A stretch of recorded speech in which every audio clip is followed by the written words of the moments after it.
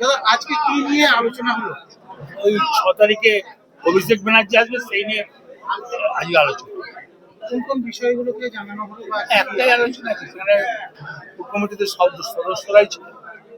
রানা সিং ছিল, বিকাশ দা ছিল, জিতমাল ছিল, চৈত্র ঘোষ ছিল, রবি মুর্মু ছিল, কাজল শেখ ছিল, মন্ত্রী চন্দ্রনাথ সিনহা ছিল।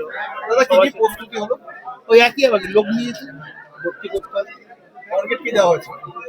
টার্গেট টার্গেট তো শুধু প্রেস করবেন, আপনারা কি রান্না হবে বাড়িতে, বাড়িতে সবাইকে বলে বেড়াও না। না, একটা জিনিস হলো এই যে আপনারা কত মানুষ করবেন বা একটা সেটা আপনারা দেখেছেন কিভাবে লোক হয় বীরভূম, সেটাই মনে রাখুন। লোকজন কিভাবে যাবে, সবাই কিভাবে যাবে? যে কেউ ট্রেনে যাবে, কেউ বাসে যাবে, কেউ ছোট গাড়িতে যাবে, যাবে লোক। কেবল কি বীরভূম থেকে লোক আনবেন না বাইরে থেকে লোক আসবে বলে মনে হচ্ছে? বীরভূম, এখানে তো বাইরের লোক কেউ ছিল না মিটিং। না, তাহলে ধরুন বাইরে থেকে একটা তো কর্মীরা আসার একটা আগ্রহ থাকে, তো সেটা কি রাখছেন? সব জায়গায় যাচ্ছি, বীরভূমের মিটিং এ বীরভূমের লোক থাকবে। দাদা 2026 নির্বাচনের প্রাক্কালে অভিষেক বন্দ্যোপাধ্যায় এই সফর কতটা গুরুত্বপূর্ণ বল? এবার বলা বলি কি আছে, এটা তো একটা স্বাভাবিক।